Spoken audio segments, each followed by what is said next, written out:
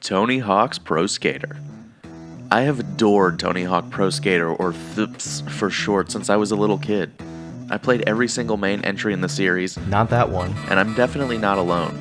It helped usher in an extreme sports craze in the late 90s and early 2000s. It's probably why your grandpa knows what a kickflip is. I played them so many times over the years that I consider myself an expert on the series. What the hell is this? Tony Hawk Pro Skater 2X is a combination of remake and remaster where all the levels from the original two Pro Skater games have been remastered to look less standard definition. As per most other games in the series, 2X was developed by Neversoft, with the help from Treyarch, you know that game company you know for making Gray Simulator and This Isn't Halo 2 through 4. I genuinely had no idea this game existed for the longest time, probably because a quick glance will make you think this is just another copy of Pro Skater 3, same photo shoot and all. I managed to pick up the game for a cool $4 on Amazon, and well, I got what I paid for. There's a small layer of on the box and disc, but slap some Goo Gone on there and we are in business. Now you might be wondering, what does that X on the box mean? Is it to show how extreme it is? Is it because it's 2 times as fun as the original? It just stands for Xbox.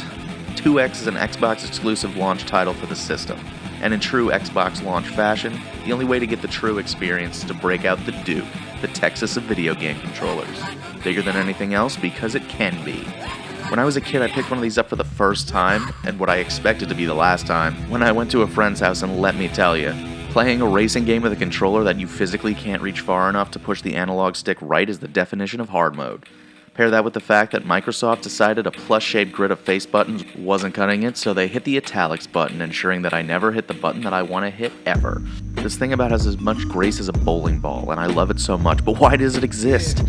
Tony Hawk Pro Skater 2X feels like a Don't You Forget About Me game for Xbox, and that by the time it was released, Pro Skater 3 had already made its way to other consoles by a few weeks.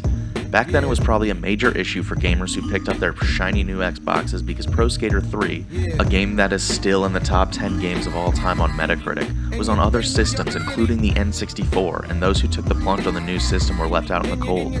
For a launch title, it had to be pretty underwhelming. One of the games that was supposed to showcase the hardware was a repackaging of 2 older games with fewer features than a slightly older entry in the series. It doesn't scream premium, it screams afterthought. And while Pro Skater 3 made it to Xbox a year later, the series' representation on Xbox was the definition of slop. But I'm not looking back at the game as a launch title. Rather, I'm taking a look back at what it did for the series and how it brought the entirety of 2 entries before it into the then modern era of gaming. THPS 2X brings the classic style of challenge from the original 3 games in the series. You drop into a level and have 2 minutes to complete the challenges. You can try to get the high score by linking tricks together and forming combos, do specific tricks on different landmarks, and collect scat. Congratulations, if you laughed at that, I have great news. You're the prime demographic for every game after Tony Hawk Pro Skater 4. The longer the series went on, the more games relied on poop-related humor to keep you playing.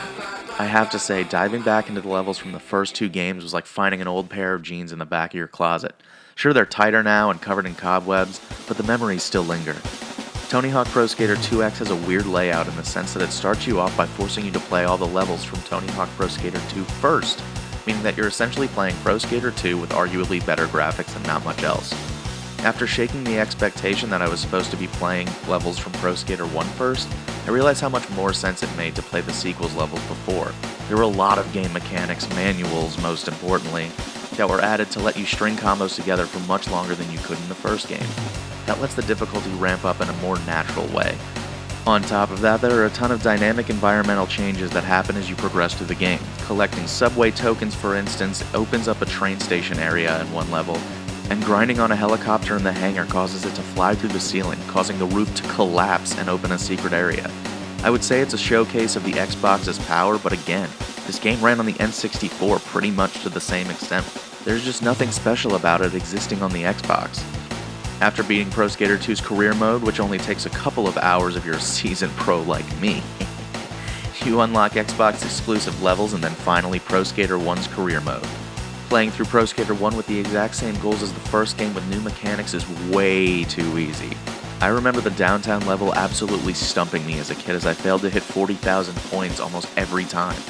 In 2X, a score twice that much took less than 30 seconds because of the manual letting me string together tricks. Playing the original Pro Skater's career mode is hardly a challenge, and acts as more of a, look how much content we fit on this disc for you.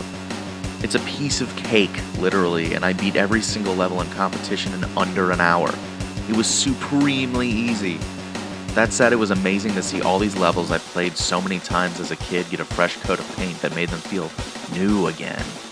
But at the same time, that came as a downside too. While smaller, more contained levels like the hangar or warehouse, a personal favorite of mine, feel great, and the graphics made the game so much nicer to look at. More open levels like San Francisco just feel empty and almost barren. Now, you might have heard me mention that the game had exclusive levels, and this exclusive content is a thing I like to call underwhelming.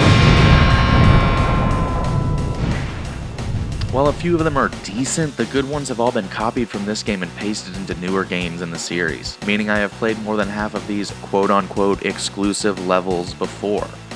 The ones that have never made the transition to newer releases are a mixed bag. While I enjoyed the club level and the construction site, both levels feel janky as can be, with my skater reacting to the environment almost unpredictably. They give off the air of a level that was slapped together to say there's exclusive content in the game. Hit detection between your character and objects in the environment are iffy to say the least, and can lead to a ton of strange glitches. Nothing game-breaking, but also not exactly a selling point.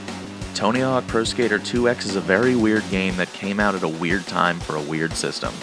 While the game is truly the definitive way to play the levels from Pro Skater 1 and 2, the game mainly feels like an afterthought in the series.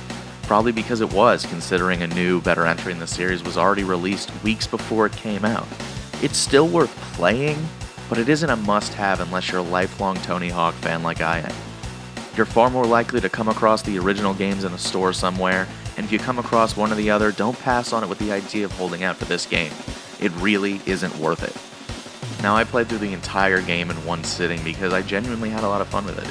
It's the Tony Hawk that you come to expect, but it's just nothing special in 2019 when a lot of the levels that were exclusive have already been stripped and you've probably already played them in Tony Hawk Underground or other places. It's just weird to think that the Xbox launched with this game that was already out of date when it came out. Like, at that point, why even make it at all? Is it cool to play? Yes, but is it absolutely mandatory to experience? Absolutely not. But overall, if you somehow accidentally come across it in like a thrift store or something, I definitely recommend checking it out. It's probably not going to be too expensive. But anyway, thanks for watching. If you stuck with me this long, maybe feel free to give the video a like. If you like my videos enough, why don't you go check out another few of them? If you like those, maybe consider subscribing. I'd really appreciate it. I'll be back next Wednesday with another video, and I will see you then. Thanks again.